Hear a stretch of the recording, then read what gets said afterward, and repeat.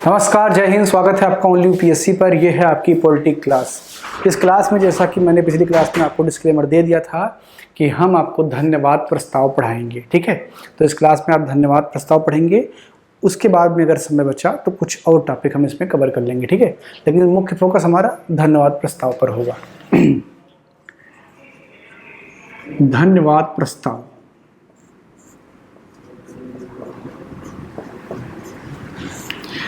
क्या होता है, कैसे है, क्या प्रावधान है, सब पर चर्चा हम करेंगे, ठीक है।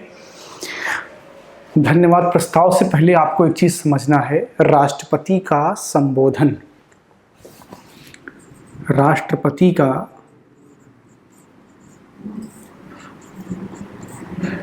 संबोधन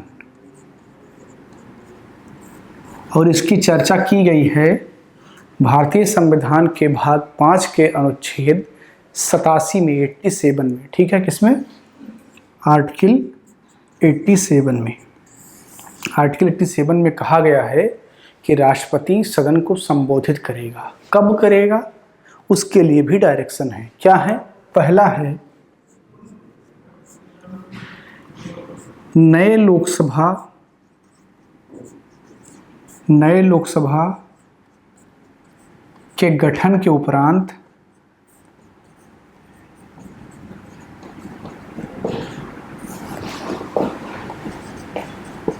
पहली सदनीय कार्यवाही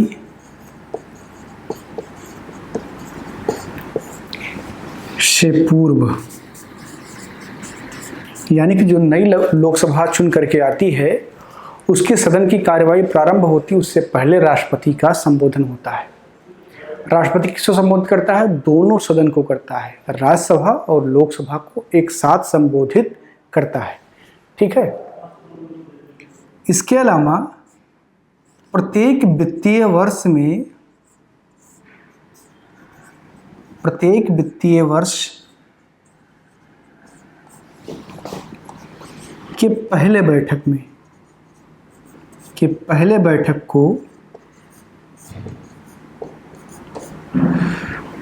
राष्ट्रपति संबोधित करता है।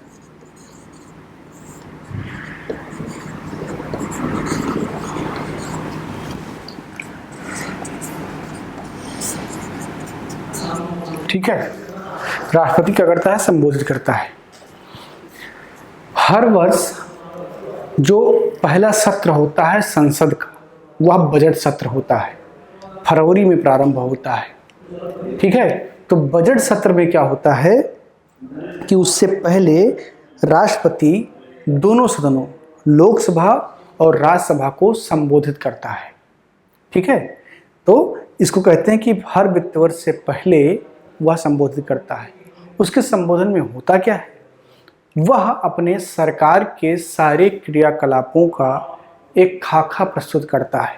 वो बताता है कि उसके सरकार ने, क्योंकि हर काम सरकार का राष्ट्रपति के नाम से ही होता है, या बिल्कुल उसी तरीके से होता है जैसे ब्रिटेन में राजा का अभिभाषण होता है।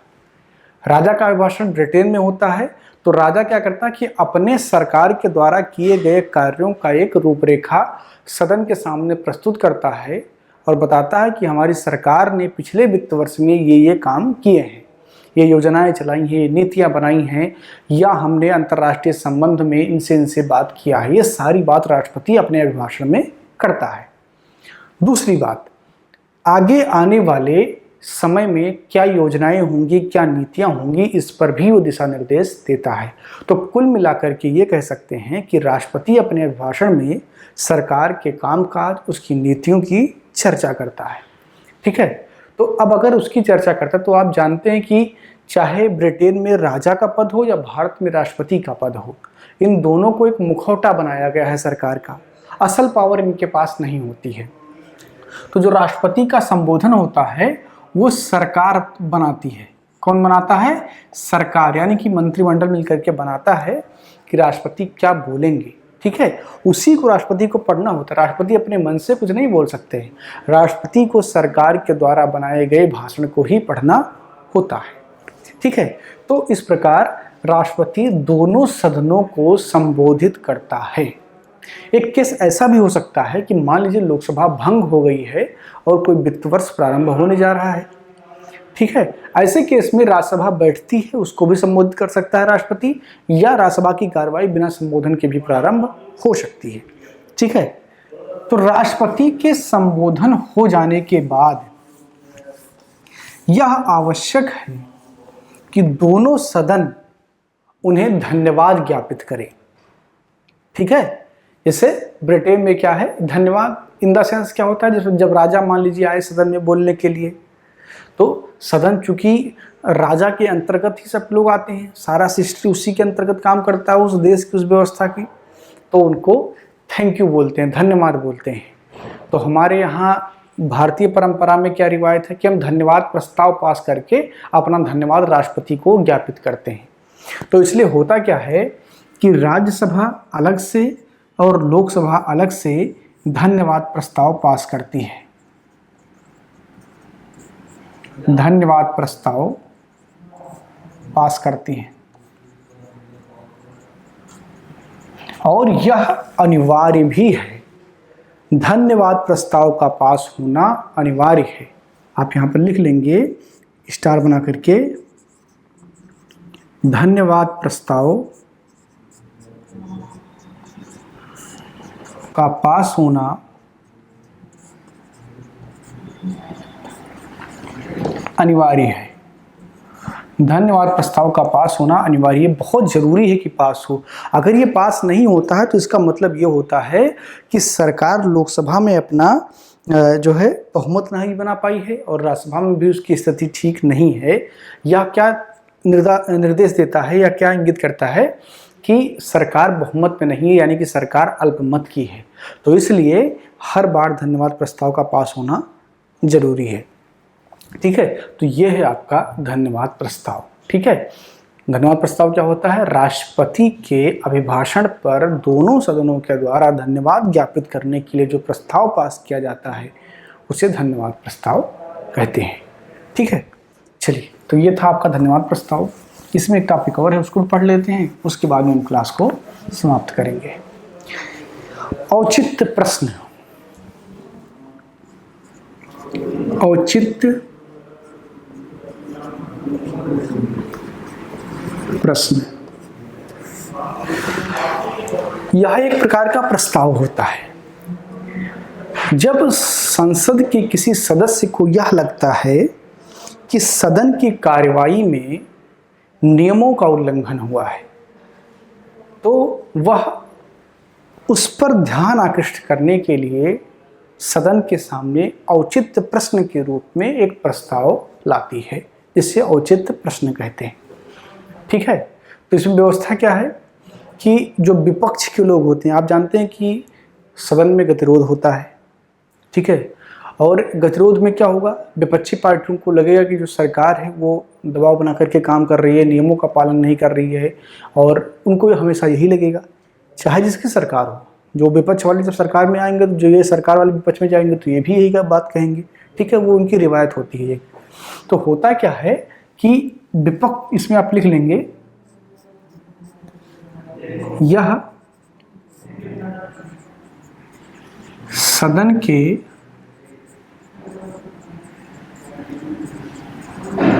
कार्यवाही में नियमों के उल्लंघन पर लाया जाने वाला प्रस्ताव है।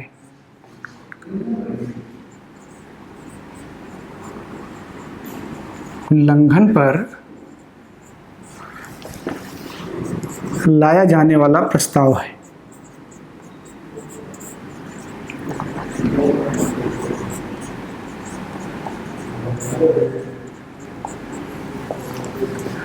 इसके अलावा आप देखेंगे, इसे सदैव विपक्षी दल के नेता लाते हैं। विपक्षी दल के नेता लाते हैं, ठीक है। ये बिल्कुल स्थगन प्रस्ताव जैसा होता है। कैसा होता है, स्थगन प्रस्ताव जैसा होता है, ठीक है। एक पॉइंट इसमें और लिखेंगे आप, यह किसी मुद्दे पर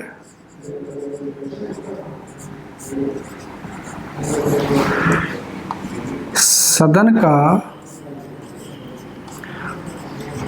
ध्यान आकर्षित करने के लिए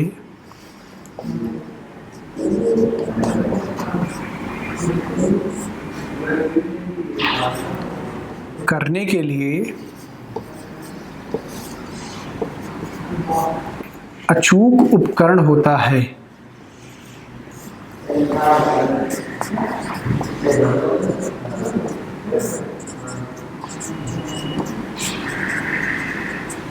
ठीक है, यह सदन का ध्यान आकर्षित करने के लिए एक अचूक उपकरण होता है।